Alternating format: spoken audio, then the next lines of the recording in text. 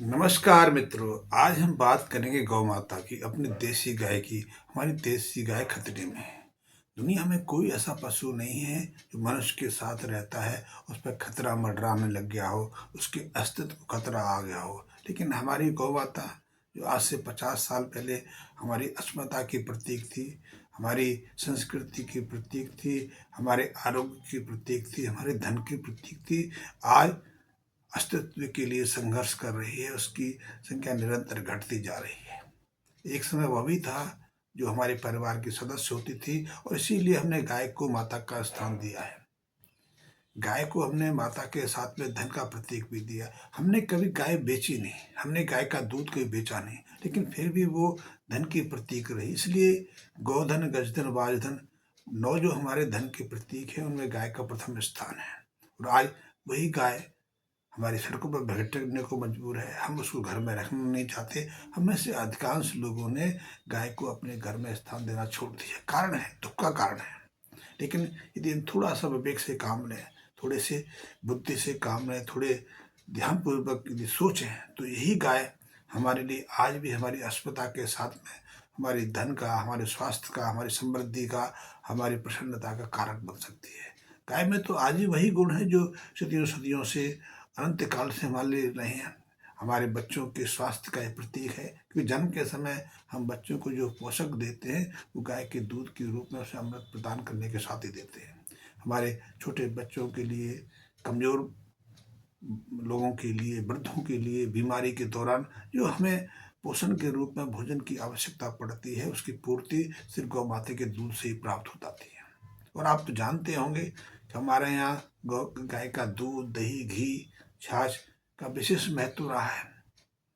आज भी जो हमारे गांवों में या बड़े बड़े जगह भोजन का कार्यक्रम होते हैं, गरिष्ठ भोजन खाते हैं, उसको पचाने के लिए आज भी दही का प्रयोग होता है, रायते का प्रयोग होता है। वास्तव में रायते का तो हमने प्रतीक बना दिया है। वो प्रतीक है, महत्व है खट्टी छाछ का, जिसे सर्राटा कहते हैं। कई नाम देश में अलग अलग इस समय, राजस्थान में, यूपी में, मध्य प्रदेश में आज जाएंगे तो आज जो मुख्य आहार है, कृष्ण भोजन है, उसके साथ में इस सर्राटा का प्रयोग होता है। और गाय का घी तो बहुत महत्व है। और इसीलिए मैं कहता हूँ, यदि हम आज फिर से गाय के महत्व को जान लें, गाय के महत्व को स्वीकार कर लें, तो गाय का अस्तित्व ही नहीं है, हमारा जो जीवन है वो भी विविध कष्टों से उभर आएगा। तो हम गाय को कैसे संरक्षित कर सकते हैं, उसके बहुत सारे कारण हैं। आज मैं एक छोटा सा कारण बताऊंगा।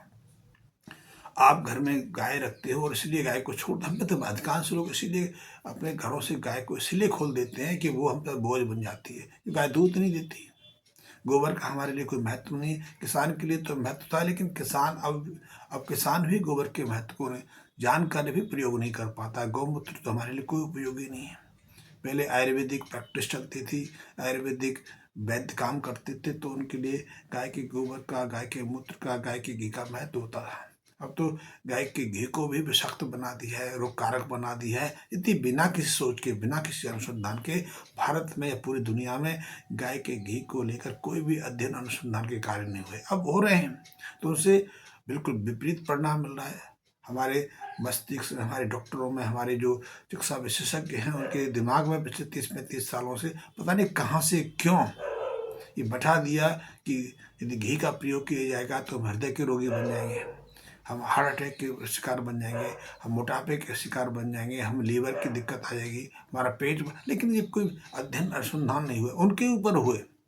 उन्होंने अपने फैट को, अपने घी को लेकर ऐसे कारक बनाए, क्योंकि वहाँ तो आहार ही मीट है, मांस है, दिन भर मांस खाते हैं। और इसीलिए यूरोप और अमेरिका में मांस की खपत हमारी तुलना में हजारों गुना ज़्यादा है। हाँ, करोड़ों की संख्या में जो पशु हैं रोज काट दिए जाते हैं।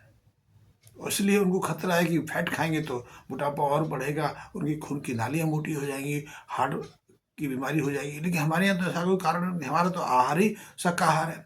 हमारा आज भी भोजन का मुख्य जो हिस्सा है वो अनाज से, चावल से, दालों से निर्मित है, साग सब्जियों से निर्मित है। तो ऐसे में मैं आपको कहूँगा, मैं बताना चाहूँगा, मैं आपको सूचित करना चाहूँगा, थोड़ा सा विवेक के कार्य रहेंगे तो हमें गाय बोझ नहीं, हमारे गाय हमारे लिए मातृशक्ति का कारण बन जाएगी। तो पहला तो यही है कि हम गाय रखें। तो गाय जब दूध देती है, दूध कम देती है, उसका कारण है क्योंकि हमने पिछले 100 सालों से गाय की उपेक्षा करनी शुरू कर दी है। हमने गाय को एक निम्न निम्न दृष्टि से देखना शुरू कर दिया। हमने हमारे दिमाग में हमारे कुछ लोगों ने तथा कुछ विद्वानों ने ये बैठा दिया कि गाय को आहार की जरूरत ही नहीं है, सूखा डाल दो, घास डाल दो, कुछ भी सूखा डाल दो, उसी से वो भर भर के दूध भर देगी। लेकिन ऐसा नहीं है। गाय माता भी है, पशु भी है, जीव भी है। और जीव को, माता को भी भोजन की आवश्यकता है, संतुलित पोषक आहार की आवश्यकता है, उसे सारे उन पोषक तत्वों की आवश्यकता है जिनकी हमें आवश्यकता है। हमारे भोजन में यदि किसी पोषक तत्व की कमी हो जाए तो हम बीमार हो जाते हैं, कमजोर पड़ जाते हैं, हमारे शारीरिक विकास की गतिविधियां रुक जाती हैं। वही पशु के साथ में, वही गाय के साथ में भी है। इसलिए गाय को भी संतुलित पोषक आहार की जरूरत है। तो यदि आप गाय रखते हैं तो मैं तो कहूँगा कि गाय के बारे में मैं अगले वीडियो में विस्तार से बनाऊंगा। लेकिन गाय का जो बछिया है, जो बछड़ा है, आजकल बछड़े की भी कोई आवश्यकता नहीं। वैसे आज ऐसे प्रयास हो रहे हैं कि बछड़े कम जन्म लें, बछिया ही जन्म लें। तो बछिया की पालना करिए। और गाय जितना भी दूध देती है, क्योंकि मैं एक ये तो नहीं कह सकता जो आपके घर में बछिया है वो कुछ प्रयास से आपके दूध की क्षमता को 2 गुना 4 गुना बढ़ा सके, लेकिन निश्चित बढ़ा सकती है। क्योंकि यदि हमारे यहाँ की गाय, हमारे यहाँ की गिर गाय है, अंगोल है, साहिवाल है, विदेशों में जाकर, ब्राज़ील में जाकर, नीदरलैंड में जाकर, हॉलैंड में जाकर, स्विट्जरलैंड में जाकर, अमेरिका में जाकर यदि हमारी तुलना में 4 से 6 गुना ज़्यादा दूध दे सकती है। साहिवाल यदि बात आज गिर गाय की जाए तो गुजरात की जो गुजरात में बेसिकली उनकी जो गिर गाय है, जो मूल गुजरात की गिर गाय है, वो उसकी दूध देने की क्षमता आज भी वही 4-5 लीटर है। लेकिन जो ब्राज़ीलियन गिरी है, जो ब्राज़ीलियन से गिर वो इम्पोर्ट करते हैं, या ब्राज़ीलियन की गिरी हमारे देश में आई है, उसकी दूध देने की क्षमता 25 से 30 लीटर के आसपास है। और आजकल तो एक गिरलैंडो आपने सुना होगा, उसमें 2 हमारी गिर का और हॉलिस्टीन गाय का कॉम्बिनेशन है। गिरलैंडो उसको नाम दिया गया है। और उसको दूध देने की क्षमता तो 35 से 40 से 60 लीटर तक है। और ऐसी कई गिरलैंडो गाय हैं जो 100 से लीटर से अधिक दूध देती हैं। आप उनको भी रह सकते हो। लेकिन आप कहेंगे कि ये पश्चिमी जो विदेश की हॉलिस्टीन जर्सी वगैरह हैं, उनमें तो A1 दूध होता है उनके, तो निश्चित होता है। लेकिन मुझे एक प्रश्न बताओगे, आप सोचना, जनता को करना, कि A1 और A2 का कंसेप्ट आया कहाँ? क्या आपने ढूंढा? क्या हमारे वैज्ञानिकों ने ढूंढा? क्या हमारे विद्वानों ने ढूंढा? नहीं, ये कंसेप्ट ही उन्हीं का है। ये कंसेप्ट भी नीदरलैंड के जो विशेषज्ञ हुए हैं उन्होंने कंसेप्ट दिया कि उनकी गायों के अंदर A1 दूध का कंसेप्ट रहता है, और हमारी भारतीय गायों का कंसेप्ट A2 से है, क्योंकि उसमें कुछ प्रोटीन की प्रॉब्लम है। वो मैं बाद में विस्तार से बताऊंगा कभी किसी वीडियो में, इस पर डिटेल से चर्चा। लेकिन यदि वो हमारे लिए ये कंसेप्ट दे सकते हैं कि उनकी गाय में A1 कंसेप्ट है, हमारे यहाँ A2 कंसेप्ट है, और वो हम लेके चलते हैं, वो बात होगी 50 साल की। और आज तो उन्होंने भी और हमने भी अपनी अपनी पूरी गायों की जन्म की संरचना प्राप्त कर ली है। गाय की जो जेनेटिक संरचना है उसको पूरा समझ लिया है, और इसलिए आज ऐसी गाय हमारे पास उपलब्ध है। मैं गिरजस गिरलैंडो की बात कर रहा हूँ, इस ब्राजीलियन गिर की गाय की बात कर रहा हूँ। उनके पास पूरी गाय का जीनोम संरचना है। उनको मालूम है कि गाय की संरचना की जो जीन्स हैं, जो क्रोमिक संरचना पे जो उसके विभिन्न भाग होते हैं, जो जेनेटिक जो जीन्स होते हैं, उस प्रत्येक जीन की संरचना को वो जानते हैं। आज हमारे देश में भी है। हमने भी गिर की, साहिवाल की, रेड सिंधी की, थारपारकर की, इन सब की जन्म संरचना बना ली है। और उन्हीं के आधार पर हमने ऐसे नदियों को तैयार कर लिया है जिनके सीमन में वो क्षमता है, क्योंकि बछियाँ सहजता से 20 लीटर से ज़्यादा, 20 लीटर के आसपास दूध देती हैं। 15-16 तो आम है।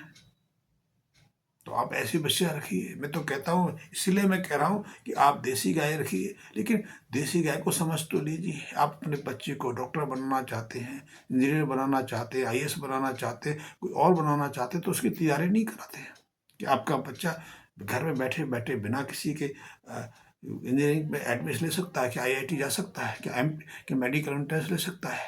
नहीं ले सकता। उसको भी आप तैयार कराने के लिए विशेष कोचिंग में, विशेष किसी एजुकेशन संस्थान में भेजते हो, अच्छे स्कूलों में एडमिशन कराते हो, तब वहाँ से तैयारी शुरू होती है। विशेष आहार देते हो, विशेष सुविधाएं देते हो उसको, ठीक वही बात तो इस पर लागू होती है। गाय के पालन तो गाय की विशेष विशेष पोषक आहार की आवश्यकता है। तो आप गाय ले आइए, कोई भी गाय ले आइए। मैं बात करूंगा बछिया की तैयारी की। आप जो गाय आपके पास है उसकी बछिया है, उसकी अच्छे से तैयार कर लिए और 1 साल में आपको वही गाय 50,000 का बोनस दे के दूध तो जो दे रही है वो दे रही है। मेरे कहने से, मेरे बताने से दूध की क्षमता तो नहीं बढ़ेगी। हाँ, यदि उसका पोषण अच्छा सुधार लें, उसकी खुराक में थोड़ा बदलाव कर लें, उसको मिनरल मिक्सचर है, बाईपास फैट है, आहार है, दाना है, अच्छे से दे लोगे तो उसकी दूध देने की क्षमता और समय बढ़ जाएगी, एवरेज बढ़ जाएगा, दूध की मात्रा में वृद्धि होगी, दूध में फैट बढ़ जाएगा। तो ये उसमें भी हो सकता है, लेकिन जो बछिया है वो आपको अतिरिक्त बोनस दे। तो उस बछिया की कैसे तैयारी करनी है उस पर बात बताऊंगा। पहली चीज तो ये है कि जो गाय की बछिया है, गाय जैसे ही ब्याए उसके हफ्ता के भर के बीच में उसको डिवार्मिंग कराते हैं, उसको पेट के कीड़ों की दवा देते हैं। वो बहुत महत्वपूर्ण है कि पेट में कीड़ा रहते हैं तो वो जिस हम बछिया को जो भी दूध देंगे, जो पोषण देंगे, उसका ज़्यादा हिस्सा तो वो खा जाते हैं। उसके उसके शारीरिक विकास को रोक देते हैं। ऐसी जिस बछिया या बछड़ा जिसके पेट में कीड़े हैं वो स्वस्थ रहती है, कमज़ोर रहती है, भूख कम लग जाती है, उसकी आंखों में गिद्ध उतर आती है, मिट्टी खाने को विवश हो जाती है। ये थोड़े सिम्टम हैं।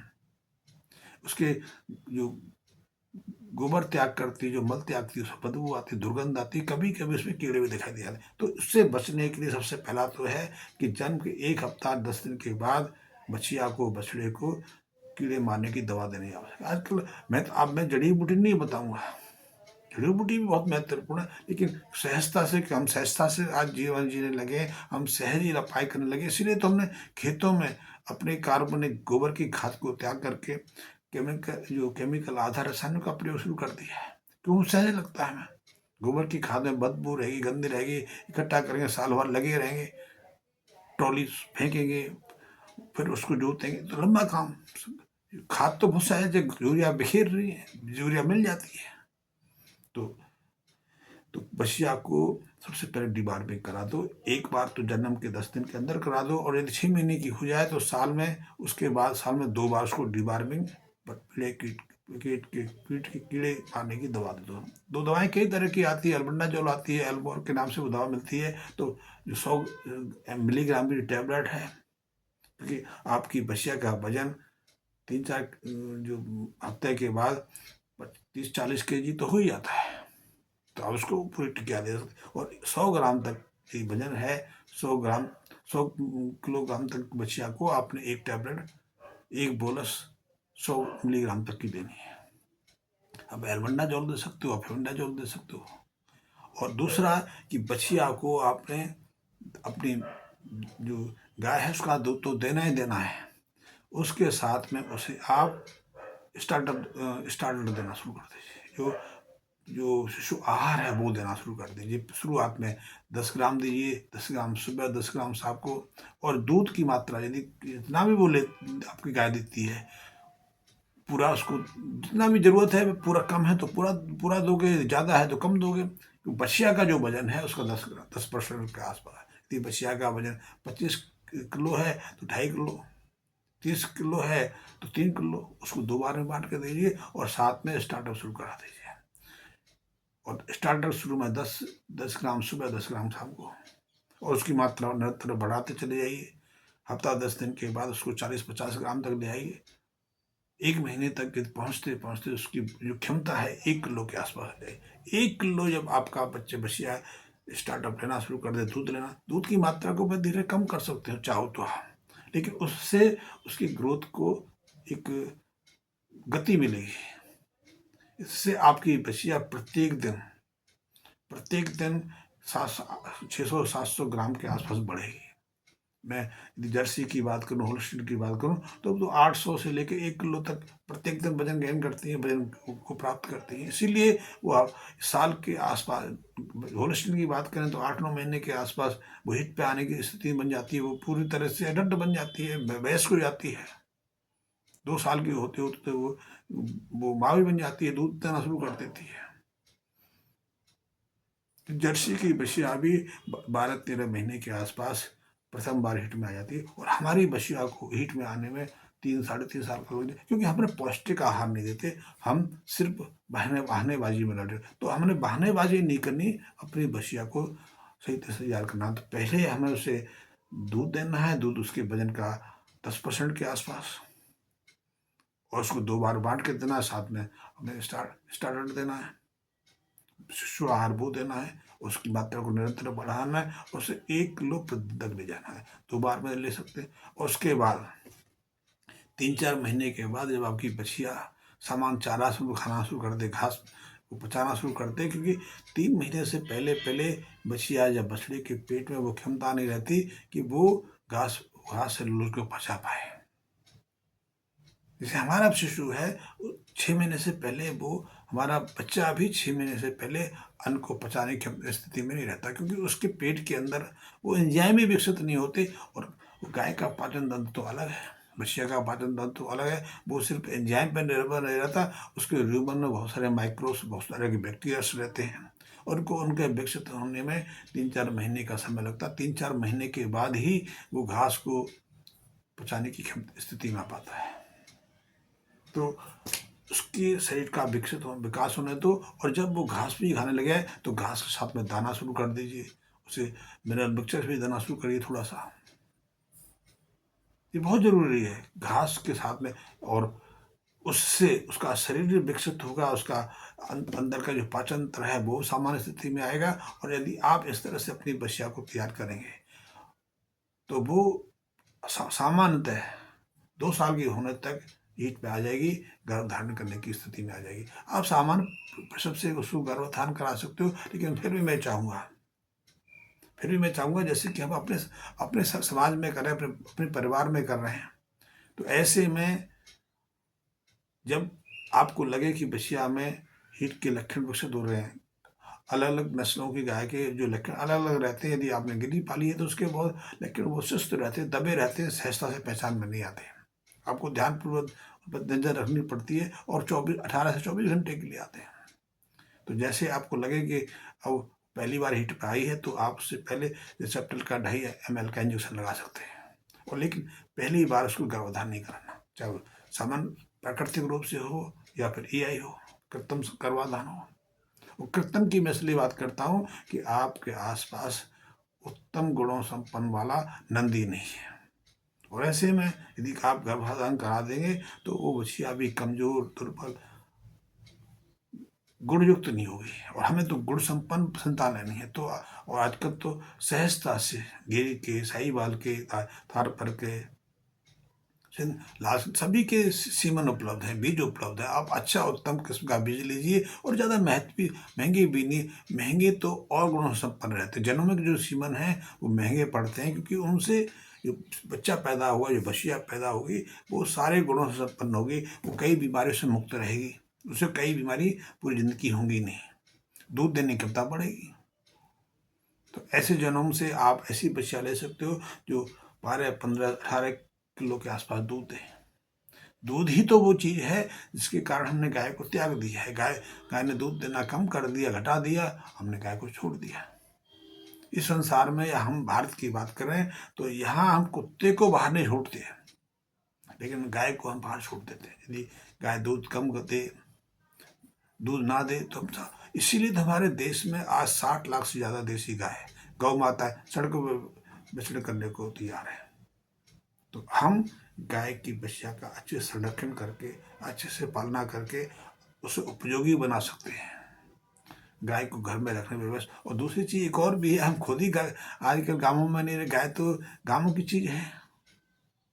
शहरों में तो गाय रख नहीं सकते आप, शहरों में तो मल्टी स्टोरी में रहते हो, आप 5 मंजिल, 10 मंजिल, 25 मंजिल की सोसाइटी में रहते हो, तो सोसाइटी में थोड़ी आप गाय रख पाओगे। कई शहरों में तो कारपोरेशन ने, वहाँ नगर निगम ने सीमा सुनिश्चित कर दी है, उसके अंदर तो आप गाय रख ही नहीं सकते, भैंस रख ही नहीं सकते। तो गाय तो ग्रामीण अंचल की, और लेकिन आज भी हमारे देश की 75% से ज़्यादा आबादी ग्रामीण अंचल में रहती है। और मैं तो रहता हूँ, ज़्यादा लोग को और रहेंगे, प्रचलन भी शुरू हो रहा है। तो ऐसे में मेरा सहज आपको अनुरोध है कि आप कृषक हैं, गौपालक हैं, पशुपालक हैं, आपकी जिंदगी में मधुरता, समृद्धि, शांति, प्रसन्नता तब तक नहीं आ सकती जब तक आप प्रकृति से ना जुड़े, मिट्टी से ना जुड़े, वो गौ माता से ना जुड़े। तो गाय माता को रखना, खेती करना बहुत सहज है यदि आप उन मूलभूत तत्वों को समझ लें। तो मैंने आज छोटी सी बात बताई कि हम गाय का संरक्षण कैसे कर सकते हैं, गाय को कैसे बचा सकते हैं और गाय से कैसे समृद्धि प्राप्त कर सकते हैं।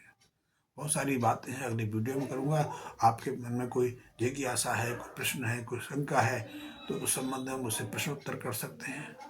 मैं आपकी हर प्रतिक्रिया को यथाशीघ्र समाधान करने की कोशिश करूँगा। आप मेरे चैनल से जुड़े रहिए। धन्यवाद मित्रों।